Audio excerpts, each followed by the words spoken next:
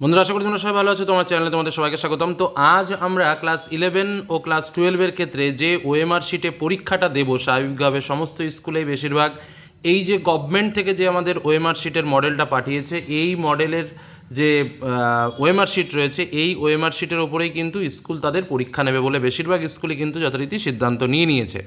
তো এই মুহূর্তে দাঁড়িয়ে ক্লাস 11-এ আমরা এই যে ওএমআর শিটটা আমরা দেখতে পাচ্ছি, এই ওএমআর শিটটার ওপরে আমরা পরীক্ষা দেব এবং অবভিয়াসলি ক্লাস 12-এর থার্ড সেমিস্টার পরীক্ষাও কিন্তু আমাদের এই যে ওএমআর শিটটা রয়েছে সেম ওএমআর শিটের ওপরেই হবে।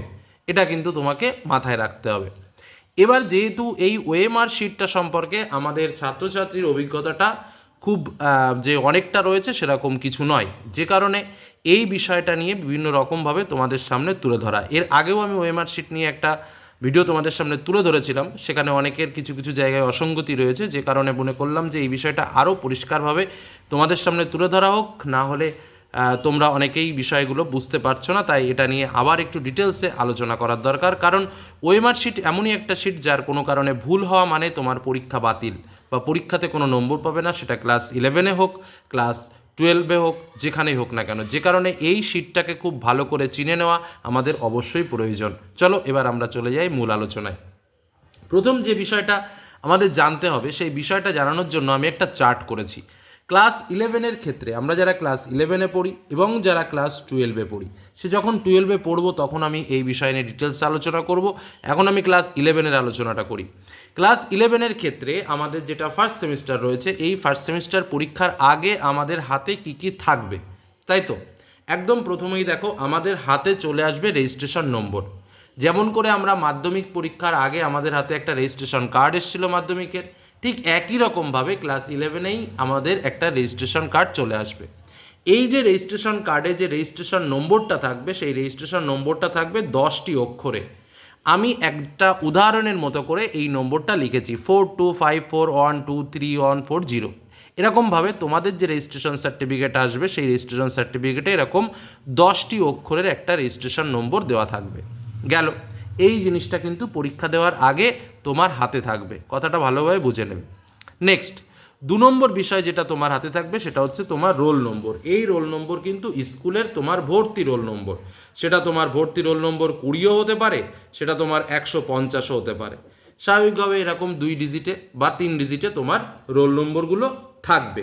কি কথা তো তাই? এবার এখানে রোল আর নম্বর থাকে না। সাধারণভাবে ক্লাসে কি হয়, রোল কল করার সময় 1 2 3 4 5 এরকম করে আমরা ওটাকেই রোল নম্বর বলে থাকি। সেহেতু এই জিনিসটা আমরা জেনে থাকবো যে আমাদের রোল নম্বরটা কত, এটা কিন্তু আমরা সবাই জানি। নেক্সট, আরও কিছু কিছু বিষয় যেমন রয়েছে কোশ্চেন বুকলেট সিরিয়াল নম্বর। এই বিষয়টা কি আমি বলি, সেটা হচ্ছে প্রত্যেকটা প্রশ্নের ওপরে একটা সিরিয়াল নম্বর দেওয়া থাকে, যে এটা কত নম্বর সিরিয়াল। এই বিষয়টা ক্লাস 11-এ থাকবে না। আবার কোশ্চেন বুকলেট সেট, অর্থাৎ ধরো মনে করো একটা প্রশ্নের 4টে সেট করা হয়েছে। কি কি? WXYZ, এই 4টে সেট। সাধারণভাবে এটা ক্লাস 12-এ করা হবে। কি কোশ্চেন? মনে করো ডব্লু সেটে 1 2 3 4 5 এরকমভাবে 5টা প্রশ্ন রয়েছে। এক্স সেটে কি হলো, এই 5 দাগের প্রশ্নটা 1 নম্বরে দেওয়া হলো, 4 দাগের প্রশ্নটা 2 নম্বরে দেওয়া হলো, 1 দাগের প্রশ্নটা 3 নম্বর দেওয়া হলো, 2 দাগের প্রশ্নটা ধরো 4 নম্বরে দেওয়া হলো। এরকমভাবে উল্টো পাল্টা করে দেওয়া হলো। ওয়াই সেটে দেখা গেল আবার 2 দাগের প্রশ্নটা 1-এ দেওয়া হলো, তারপরে মানে এরকমভাবে ঘুরিয়ে ফিরিয়ে দেওয়া, মানে প্রশ্ন সবই এক। এখানেও যে 40টা প্রশ্ন, এখানেও সেই 40টা প্রশ্ন। কিন্তু সমস্যাটা কোথায়? সমস্যাটা হচ্ছে এখানে যে 1 2 3 4 করে যে প্রশ্নগুলো ছিল, এখানে সেই প্রশ্নগুলো অন্য দাগ নম্বরে দেওয়া থাকবে। বোঝা গেল? এভাবেই সেটের পার্থক্য হয়। অনেকের এই সেট বিষয়টা নিয়ে বলছো, স্যার আমার প্রশ্ন আলাদা, পাশের বন্ধুর প্রশ্ন কি আলাদা থাকবে? প্রশ্ন একই থাকবে, কিন্তু প্রশ্নের যে দাগ নম্বরটা, তোমার প্রশ্নে যদি থাকে একটা প্রশ্ন ধরো 5 নম্বরে রয়েছে, তোমার পাশে যে বন্ধু বসেছে সেম প্রশ্ন তার প্রশ্নে 12 নম্বরে রয়েছে। এই হলো মূল বিষয়। অর্থাৎ প্রশ্নের দাগ নম্বর পাল্টে যাবে, কিন্তু প্রশ্নে যার যাওয়া আছে তার তেমনই থাকবে। এটাকেই বলা হয় হচ্ছে কোশ্চেনের বুকলেট সেট। বোঝা গেল কি বললাম? স্বাভাবিকভাবে আমাদের ক্লাস 11-এর ক্ষেত্রে কি হবে? 11-এর ক্ষেত্রে এই বুকলেট সেট করবে না, কারণ স্কুল তার নিজস্ব মতো করে একটা করেই প্রশ্ন করবে। কি বললাম বোঝা গেল? সেহেতু এই বুকলেট সেটের প্রয়োজন নেই, ক্লাস 12-এ লাগবে। নেক্সট আর একটা বিষয় যেটা আমাদের জানতে হবে সেটা হচ্ছে সাবজেক্ট কোড। আমাদের প্রত্যেকেরই সাবজেক্ট আছে, কারো বাংলা, ইংরেজি, ইতিহাস, পল সায়েন্স, কেমিস্ট্রি, ফিজিক্স, যার যে সাবজেক্ট আছে প্রত্যেকটা সাবজেক্টে 4 অক্ষরে একটা কোড আছে। আমি এক্সাম্পল হিসেবে যেমন বাংলার কোডটা কি বিএনজিএ, ইংরেজির কোডটা কি ইএনজিবি, এরকমভাবে যার যে যেমন ফিলোসফি পিএইচআইএল। হ্যাঁ, তো এইরকমভাবে কমা বা কম্পিউটার অ্যাপ্লিকেশন ধরো সিওএমএ, এরকমভাবে প্রত্যেকটা সাবজেক্টের একটা কোড আছে। এই কোডটা কিন্তু তোমাকে জানতে হবে, বা স্বাভাবিকভাবে রেজিস্ট্রেশনেও লেখা থাকতে পারে, রেজিস্ট্রেশন কার্ডে, সেক্ষেত্রেও তোমাদের কোডটা পেতে কোনো সমস্যা হবে না। এই কোডটা তোমার সাবজেক্ট কোডের ঘরে লিখতে হবে। বোঝা গেল? এই কটা বিষয় কিন্তু আমাদের প্রথমেই জেনে নিতে হবে। তাহলে রেজিস্ট্রেশন নম্বরটা কি আমরা জানলাম, আমরা হাতে পেয়ে যাব। রোল নম্বরে স্কুলের রোলটাই আমাদের জেনে রাখতে হবে আপাতত ক্লাস 11-এর ক্ষেত্রে। কোশ্চেন বুকলেট সিরিয়াল নম্বর বোঝার কোনো দরকার নেই। আচ্ছা, কোশ্চেন বুকলেট সেট ক্লাস 11-এ বোঝার কোনো দরকার নেই, এটা ক্লাস 12-এ XYZ লেখা থাকবে। আমি যাচ্ছি ওএমআর শিটে, তখন আরও বিষয় পরিষ্কার বুঝতে পারবে। সাবজেক্ট কোড প্রত্যেকটা বিষয়ের আলাদা থাকবে। এবার আমরা আসি স্যার ওএমআর শিটটা আমরা কীভাবে ফিল আপ করবো। আমরা 1, 2, 3, 4 করে বুঝবো। দেখো, তাহলে ওএমআর শিটের প্রথমে রয়েছে কি রেজিস্ট্রেশন নম্বর। তো আমাদের রেজিস্ট্রেশন সার্টিফিকেট আমি তোমাদের কি বললাম যে আমাদের একটা 10 অক্ষরের রেজিস্ট্রেশন নম্বর দেওয়া থাকবে। তা আমি এখানে কি করব, দেখো ফিল আপ করছি। মনে করো এটাই আমার রেজিস্ট্রেশন নম্বর। তাহলে কি কি রয়েছে 4, 2, 5, 4, 1, 2, 3, 1, 4, 0। প্রথমে দেখে দেখে আমাকে সুন্দরভাবে এরকমভাবে পরপর করে লিখতে হবে। ওকে, এবার এখানে দেখো অনেকগুলো ঘর রয়েছে 1, 2, 3, 4, 5, 9 করে। তাহলে প্রথম ঘরে 0, 4, এখানে দেখো 1, 2, 3, 4 লেখা রয়েছে। এই 4টাকে আমাকে কালার করতে হবে এবং সম্পূর্ণরূপে কোনো অংশটা যেন বাকি না থাকে। তারপরেরটাতে কত রয়েছে 2, এই 2টাকে আমাকে কালার করতে হবে, সম্পূর্ণরূপে গোল করতে হবে।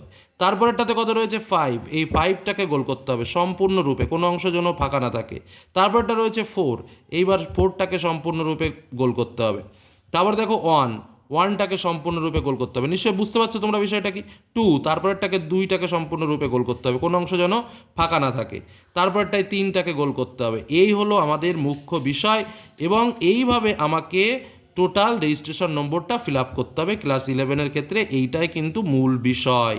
আরেকটা কথা মনে রাখি, খুব সাবধানে এটাকে করে নেবে, কারণ এইটা যদি ভুল হয়ে যায়, বিশেষত 11-এ হয়তো স্কুলে স্যার তোমাকে হেল্প করলো, কিন্তু 12-এ কিন্তু তোমার নামে একটাই ওএমআর শিট আসবে, সেক্ষেত্রে কিন্তু কোনো রকম ওএমআর শিট চেঞ্জ করতে পারবে না। কথাটা নিশ্চয়ই ভালোভাবে বুঝলে। এইভাবে আমাকে রেজিস্ট্রেশন নম্বরটা লিখতে হবে। বোঝা গেল? এবার আমি আসি, এটা আজকে আমি কিন্তু টোটালি ক্লাস 11-এর জন্য স্পেশালি বোঝাচ্ছি।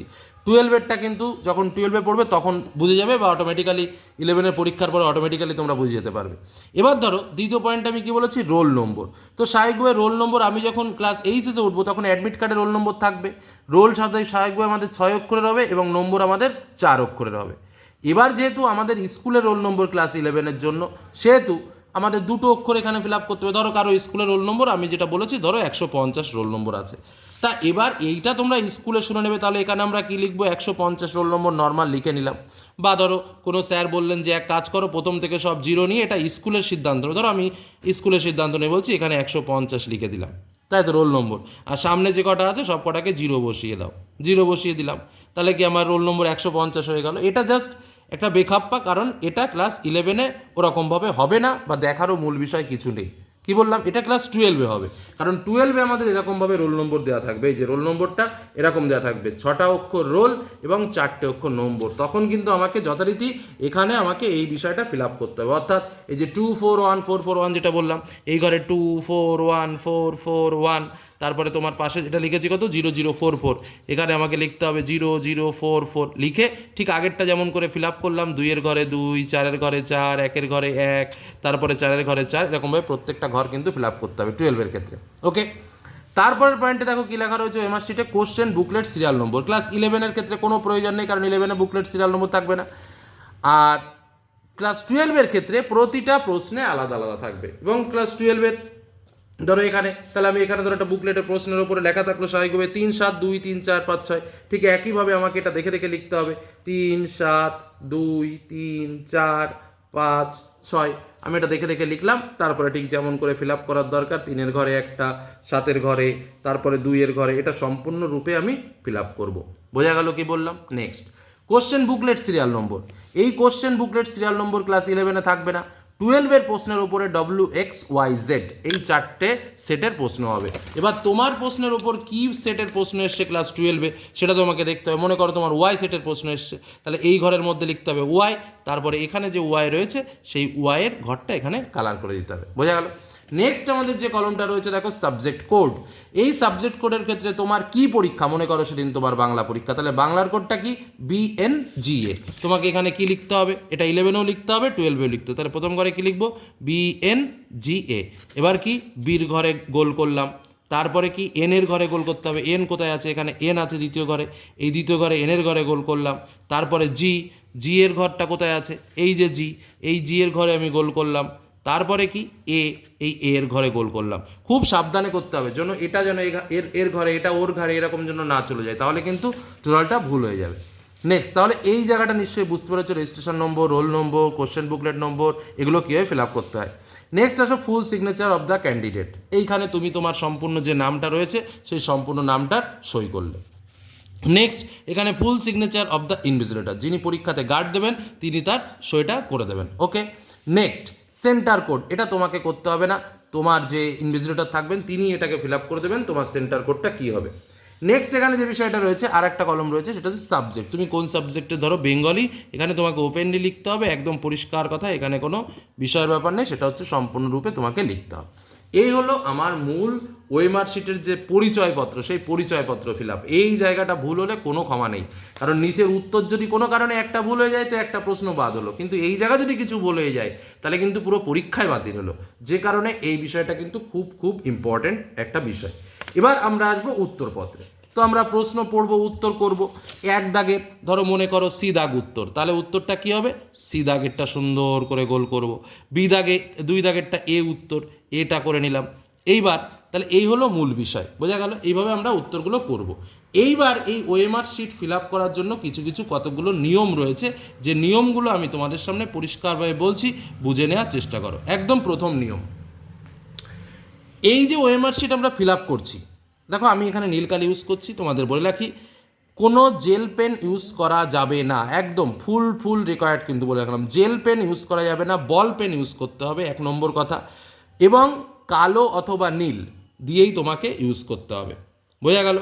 এখানে যে কটা ঘর রয়েছে 1 2 3 4, এখন যে কটা প্রয়োজন ক্লাস 12-এর ক্ষেত্রে পরীক্ষার সময় প্রত্যেকটা বিষয় কমপ্লিট করতে হবে বা প্রত্যেকটা বিষয় ফিল আপ করতে হবে, না হলে তোমার খাতার মূল্যায়ন করা হবে না।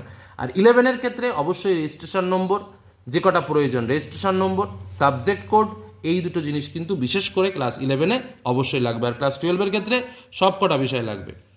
এবার দেখো 3 নম্বর যে বিষয়, এই যে বৃত্তগুলো রয়েছে না, এই বৃত্তগুলো, এই যে ধরো আমি এই যে হাফ করেছি না, এটা কিন্তু চলবে না, এই বৃত্তটাকে সম্পূর্ণরূপে করতে হবে। আমি বোঝানোর জন্য তাড়াতাড়ির জন্য তোমাদের সামনে একটু বুঝিয়েছি। অর্থাৎ এই যে বৃত্তগুলো রয়েছে, আমি এক যে এক্সাম্পল দিচ্ছি, এই যে উত্তরটা ধরো এটা সিদাগ উত্তর, এই সিদাগ উত্তর আমি এইটুকু দিলাম, হবে না, এইটুকু দিয়ে আমাকে সম্পূর্ণরূপে গোল করতে হবে এবং সম্পূর্ণরূপে আমাকে কিন্তু কালার করে দিতে হবে, এই একদম পুরো গাঢ়ভাবে, বোঝা গেল? হাফ কাজ করলে কিন্তু হবে না। আর এবার ধরো কেউ উত্তরপত্রে মনে করলে প্রথমে ধরো 5 দাগের উত্তরটা বি তুমি দাগালে, খানিকক্ষণ পরে বন্ধু বললো, হ্যাঁ রে বন্ধু, ওটার তো বি উত্তর হবে না, ওটার তো সি উত্তর হবে। তুমি সঙ্গে সঙ্গে, ও তাই, সি উত্তর হবে, হ্যাঁ কেটে আবার এরকম একটা সি করে দিলাম, হবে না, টোটালি এই প্রশ্নটা তখন বাতিল হয়ে গেল। অর্থাৎ তুমি একটা প্রশ্ন 2টো দাগ দিতে পারো না, সেক্ষেত্রে তোমার টোটাল প্রশ্নটাই বাতিল। কথাগুলো খুব ভালো করে বুঝে নেবে। কেউ ধরো বলল যে টিক চিহ্ন দিয়ে দিলে, সিদাগ উত্তর টিক চিহ্ন দিলাম, হবে না, সেক্ষেত্রেও কিন্তু তুমি নম্বর পাবে না, তোমাকে সম্পূর্ণরূপে ফিল আপ করতে হবে। কেউ কী করলো যে না, একটুখানি ধরো সিদাগ, একটুখানি উত্তর, মাঝখানটা একটু পুটকুলি করে দিল, আর এই 5টা বাকি পড়ে রইলো, সেক্ষেত্রেও কিন্তু নম্বর পাবে না। নম্বর পাওয়ার একটাই থিম, সেটা হচ্ছে সম্পূর্ণরূপে তোমাকে গোল করতে হবে এবং পূর্ণরূপে তোমাকে দেখাতে হবে, বোঝা গেল? এবার অনেকেই বলে স্যার আমার একটু রাফ করার দরকার ছিল। রাফ করার জন্য এক্সট্রা কোনো পেপার নেই, যেটা তোমার প্রশ্ন দেওয়া হবে সেই প্রশ্নেই তোমাকে রাফ করতে হবে, ঠিক আছে? তবে এই যে অ্যান্সার শিট বা ওএমআর শিট তোমরা পাবে, এই ওএমআর শিটের কোনো অংশে কিন্তু তুমি রাফ করতে পারবে না, এটা কিন্তু অবশ্যই জানাবে, মানে জেনে রাখবে, ঠিক আছে? নেক্সট, মানে একদম পুরো আমি পুরো তোমাকে থিম দেখে দেখে বলছি যে কী কী রয়েছে। টোটাল 11টা ইনস্ট্রাকশন রয়েছে, যে কোনো প্রকার ওএমআর উত্তরপত্রে ভাঁজ বা ক্ষতিগ্রস্ত করা চলবে না, ওএমআর উত্তরপত্রে কোনো স্থানে দাগ বা লেখা যাবে না, ঠিক আছে? পরীক্ষার্থীকে পরীক্ষা কক্ষ ত্যাগ করার পূর্বে ওএমআর উত্তরপত্রটি ইনভিজিলেটরকে অবশ্যই জমা দিতে হবে এবং পরীক্ষার যে প্রশ্ন সেই পরীক্ষার প্রশ্ন তুমি স্বাভাবিকভাবে বাড়ি নিয়ে যেতে পারবে। এই যে কথাগুলো বললাম, এই কথাগুলো তোমাকে খুব ভালো করে মেইনটেইন করতে হবে এবং এই কাজগুলো তোমাকে খুব সুন্দরভাবে ফিল আপ করে দিতে হবে। এবং 6 নম্বর যে জায়গাটা রয়েছে এখানে full signature of the candidate বলছে। এখানে কিন্তু সিগনেচার মানে স্বাভাবিকভাবে টিচাররা যেমনভাবে সিগনেচার করে, এই যে আমি একটা শর্টকাট মেথড মেরে দিলাম, এভাবে না। এখানে ফুল সিগনেচার মানে স্টুডেন্টদের নাম, যেমন ধরো সুমন দাস, SUMANDAS, এরকমের সম্পূর্ণরূপে কিন্তু লিখতে হবে। ঠিক আছে, এবার এখানে কেউ ASD লিখে দিল, এরকম কিন্তু হবে না। কি বললাম বোঝা গেল? এখানে ফুল সিগনেচার করবে না, সম্পূর্ণ নামটা লিখবে। এই হলো আমাদের সম্পূর্ণ ওএমআর শিট এবং কিভাবে কি ফিল আপ করতে হয় তার ডিটেলস আলোচনা। আশা করি আজকের এই আলোচনার পরে তোমাদের আর বুঝতে কোনো সুবিধা নেই। এবার ধরো আরেকটা জিনিস বলে রাখি, ধরো আমার প্র্যাকটিক্যাল সাবজেক্টের পরীক্ষাতে 35 মার্কের প্রশ্ন হয়, কি তাই তো? কেউ কি করলো, 35টা পর্যন্ত করলো, স্যার আমার তো 12 দাগের প্রশ্নটা ভুল রয়েছে, তো 12 দাগের প্রশ্নটা এখান থেকে লম্বা করে কাটলাম, কেটে 36 দাগে এসে 36টাকে কেটে আমি 12 দাগ করলাম, তারপরে আমি উত্তর দিলাম বি। এই সমস্ত করে কোনো লাভ নেই, এটাও নম্বর পাবে না, এটাও নম্বর পাবে না। অর্থাৎ এই জায়গাটা হচ্ছে ভাইটাল। এই জায়গা যদি তোমাকে ভুল হয় তাহলে কিন্তু কোনো রকম ঠিক করার কোনো জায়গা থাকবে না। এই হলো আমাদের গভর্নমেন্ট থেকে যে ওএমআর শিট পাঠিয়েছে, সেই ওএমআর শিট ফিল আপ করার সম্পূর্ণ রুলস নিয়ম কী কী রয়েছে তোমাদের জানালাম। ক্লাস 11-এর ক্ষেত্রেও কাজে লাগবে, ক্লাস 12-এর ক্ষেত্রেও কাজে লাগবে। এটুকু বলে আজকের আলোচনা শেষ করলাম। সকলে ভালো থেকো, সুস্থ থেকো, সাবধানে থেকো। কোনো রকম সমস্যা হলে অবশ্যই কমেন্টে জানিও। ধন্যবাদ।